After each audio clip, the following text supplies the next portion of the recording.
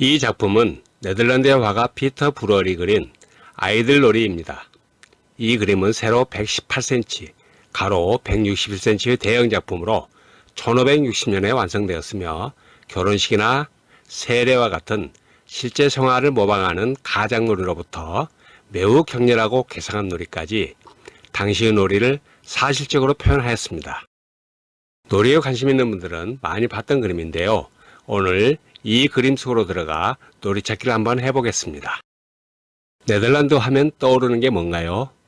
바다보다 땅이 낮아 간접 섭이 많은 풍차의 나라로 네덜란드란 낮은 땅이란 말입니다. 세계 최초의 주식회사인 동인도 회사를 만든 나라이자 튤립으로 돈을 엄청 벌어들이는 나라이기도 합니다. 2002년 히딩크 감독이 이 나라 출신이며 유명화가 빈센트 반 고흐와 안내 일기로 나치 참전을 알린 안네 프랑크도 네덜란드 출신입니다. 더치 페이랄 말도 여기서 생겼으며 미국의 뉴욕도 네덜란드로부터 나왔습니다. 그리고 놀이하고 관련된 호모 루덴스라는 용어를 만들어낸 요한 하이징어도 네덜란드 출신입니다. 브리얼의 이 작품에는 무려 250명 이상의 어린이가 등장하며 자그마치 80개 이상의 놀이가 펼쳐지고 있는데 이는 세계 최초이자 아마 앞으로도 이런 그림은 없을 겁니다. 당시에는 왕족이나 귀족들을 주로 그렸는데 서민인 농민들의 그림을 그렸기에 브리얼은 농민화가로 불리기도 했습니다.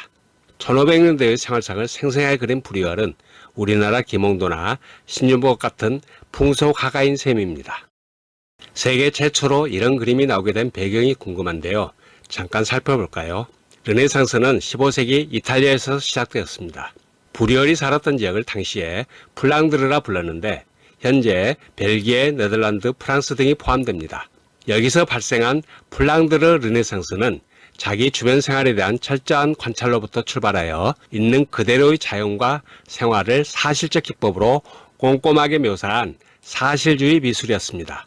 이는 플랑드르 지방이 당시의 상공업 중심지가 되었기에 미술계의 이런 독자적인 발전이 가능했던 것으로 보입니다. 그 당시 네덜란드는 200년에 걸친 세계 최고의 부자 나라였습니다. 부자 나라가 된 배경은 네덜란드가 자유의 나라였기 때문에 가능하였습니다.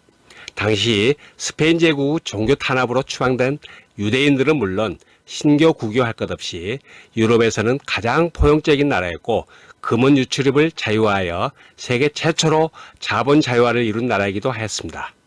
부자가 된 상공업자들이 많아지면 화가는 더 이상 왕이나 교회에 납품할 그림만 그리는 어용 화가가 될 필요가 없어지게 되지요.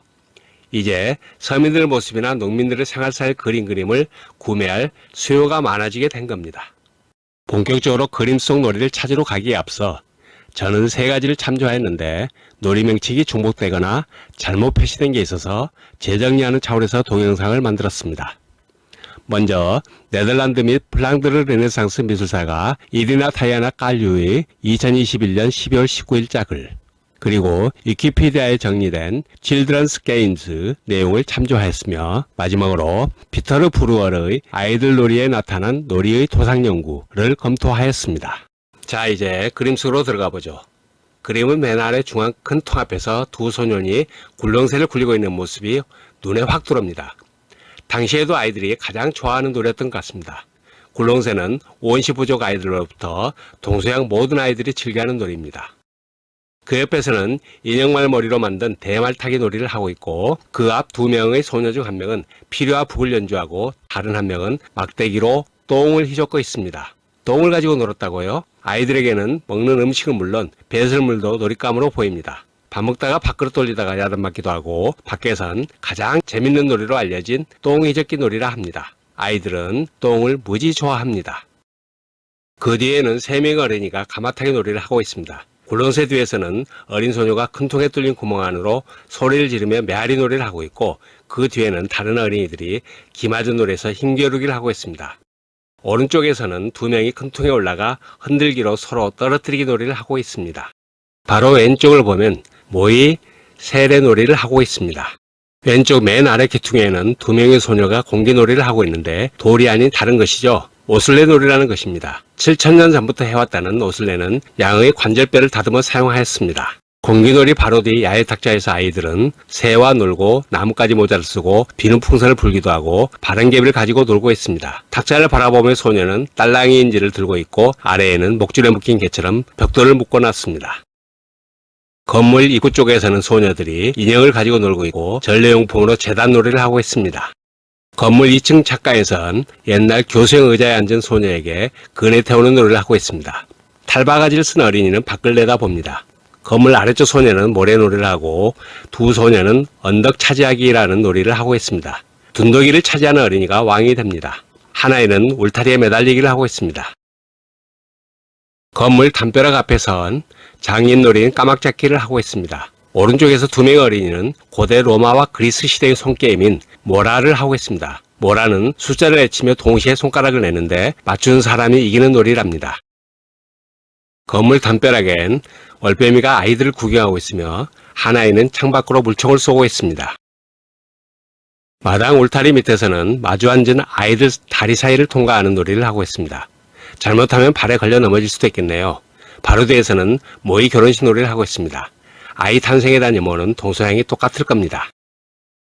울타리 안에서는 앞으로 구르기, 뭉구나무 서기 등 제주놀이를 하고 있고 난간 위에서는 세 소년이 울타리 타기를 하고 있습니다. 뒤로 악기 타기 또는 딸랑이 놀이를 하는 것 같고 뒤 두 소녀가 풍차처럼 생긴 바람개비 기구로 기사놀이를 하고 있습니다. 뒤 건물 아케이드 아래 여러 아이들이 팽이치기를 하고 있습니다. 팽이는 오늘날에도 아시아 국가들에서 많이 노는 놀이입니다. 팽이치기 왼쪽 위에서는 한 아이가 오줌을 싸고 있습니다. 오른쪽에는 친구들이 계단에서 지켜보는 동안 업어주기 놀이를 하고 있습니다. 문 앞에서는 한 소녀가 손가락 끝에 빗자루 세우기 놀이를 하고 있고 바로 앞에서는 두 소년이 가로대에 거꾸로 매달리기를 하고 있습니다. 팽이치기 위층 창에서는 리본 날리기와 바구니 열차 놀이를 하고 있습니다. 바구니는 당시 유행한 성 니콜라스 바구니라 합니다. 뒤 건물 잔디밭에는 세 명의 소녀가 빙글빙글 치마 돌리기를 하고 있습니다. 오른쪽에서 한 소녀가 누구를 고를까 놀이를 하고 있습니다. 친구들 중에서 보자기로 그녀의 아기를 선택합니다. 이의 두 어린이는 로마 제국에서 하던 고대 게임의 일종인 프랑스식 페탕크와 관련이 있어 보이는 보체를 하고 있습니다. 보체는 이탈리아 이민자들에 의해 전 세계로 퍼졌습니다. 왼쪽 개울에서는 아이들이 물놀이를 하고 있는데 헤엄치는 아이는 돼지오줌부로 만든 듯한 튜브를 이용하고 한 아이는 나무를 기어오릅니다. 다시 그림의 중앙으로 오면 줄줄이 등을 구부려 엎드린 친구들의 등짚고 뛰어넘기 놀이를 하고 있고 바로 뒤에서는 피냐타라는 검술놀이를 하고 있으며 옆에서는 중마타기로 걸어가고 있습니다. 왼쪽으로 오면 가랑이 사이로 모자 멀리 던지기 놀이를 하고 있고 그 옆에선 소녀가 종이 왕관을 쓰고 볼라드라는 큰 빵 덩어리를 들고 있습니다. 당시 유럽에선 축제일에 큰 빵을 굽는 풍속이 있었는데 아이들은 빵을 들고 거리를 누볐다고 합니다. 그 옆에선 통나무를 탄 아이가 잠자리채 같은 걸로 벌레를 잡고 있습니다. 바로 앞에서는 6명의 아이들이 머리 만지기 놀이를 하고 있습니다. 그 뒤로 가면 한 소년이 막대기에 신발 같은 걸 묶어 돌리고 있는데 도망가는 아이들과 그걸 뺏으려는 아이들이 보입니다. 왼쪽에는 소녀들이 진흙덩이 같은 걸 던지고 있는데 누가 먼저 쌓는가를 겨루는 것 같습니다. 우리나라 피설치기와 비슷합니다. 그 옆에선 한 소년이 긴 장대로 주말을 타는데 어린 소녀가 대박하고 환호합니다. 그 뒤에선 볼링 일종으로 보이는 놀이로 공이나 물질을 던져 핀을 쓰러뜨리고 있습니다. 그 옆은 두 명이 막대를 쥐고 있는데 한 명은 던지고 한 명은 그걸 치려는 걸로 보아 우리나라 자치기 비슷한 놀이 같습니다. 그 뒤에선 수명이 모여 구멍에 굴려넣는 볼 구슬놀이를 하고 있습니다. 가운데 그림은 정확히 잘 모르겠지만 아래쪽 가운데 의자에 앉은 아이가 악마 역할이라면 악마 채찍놀이 정도가 되겠네요. 왼쪽 뒤에선 둘이서 격렬한 레슬링을 하고 있고 워낙 시끄러운지 아주머니가 물바가지 세례를 하고 있습니다. 그 와중에도 벽타기 하는 아이가 있는가 하면 골목에선 뱀 꼬리 잡기 일종인 악마 꼬리 놀이를 하는 아이들이 달려 나옵니다. 바로 오른쪽에선 제법 엄숙한 표정으로 종교 행렬 가장놀이를 하고 행렬 앞에서 한 아이가 죄를 지은 모양으로 무릎을 꿇고 다른 아이는 모자를 돌리고 있습니다. 당시 종교적인 것과 연관되어 보입니다. 이제 골목 끝으로 가보면 왼쪽은 난간에서 뛰어내리기를 하려고 차례대로 올라가고 있습니다. 오른쪽은 볼 감추기 놀이를 하고 있는데 참가자들은 어디에 숨겼는지 알아맞혀야 합니다. 바로 뒤에서 목마 태우기를 하고 있고 오른쪽 대문 앞에서는 가가호 성가 부르기를 하는 것 같고 5명의 소년들은 데빗자루를 가지고 대형 충만 놀이를 합니다. 담벼락 아래 벤치에서는 밀어내기 놀이를 하고 있고 멀리에선 모닥불을 지펴놓고 어떤 아이는 땔감을 들고 갑니다. 뒤로는 어슬렁거리며 놀고 있는 게 어슴푸레 보입니다. 마지막으로 오른쪽 하단을 보면 한 소년이 풍선을 만들기 위해 돼지오줌보에 바람을 불어넣고 있습니다.